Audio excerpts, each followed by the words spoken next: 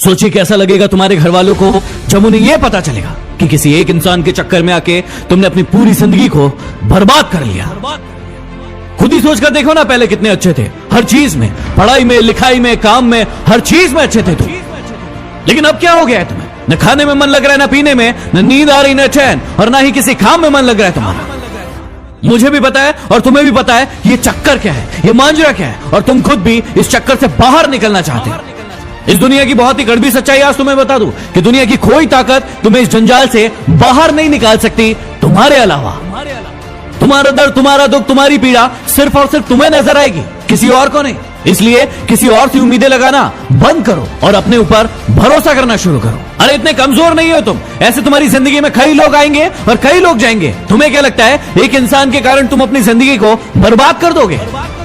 मुझे पता है कि दर्द होता है, पीड़ा होती है, तकलीफ होती है, लेकिन यदि तुम्हें चोट लगी है और तुम किसी भी महानतम डॉक्टर के पास चले जाओ, अभी के अभी उस चोट को ठीक नहीं कर पाएगा। वो कितनी भी अच्छी दवाई दे देगा, दवाई खाना पड़ेगा, समय लगेगा, और वो समय तुम्हें देना पड़ेगा। उस घाव को ठीक करने के लिए समय देना पड़ेगा, इस बात को याद रखना। और जितना बड़ा घाव उतना ज्यादा समय लगेगा। अब यदि उस घाव को लेकर बैठे रहोगे और रोना रोते रहोगे कि मेरे साथ ये हो गया, मेरे साथ वो हो गया, वो मुझे छोड़कर चला गया या चली गई, तो हमेशा के लिए ऐसे ही रह जाओगे। हर इंसान की जिंदगी में ये दुख तकलीफ है, लेकिन जो इसका रोना नहीं रोते हैं वही जिंदगी में आगे बढ़ते हैं। मुझे पता है कि तुम्हें उसकी याद आ रही होगी और तुम उसे अपनी जिंदगी में वापस चाहते हो, लेकिन याद रखना, रिश्तों की माला यदि एक बार टूट जाए और उसे वापस बनाओगे तो वो छोटी पड़ ही जाएगी।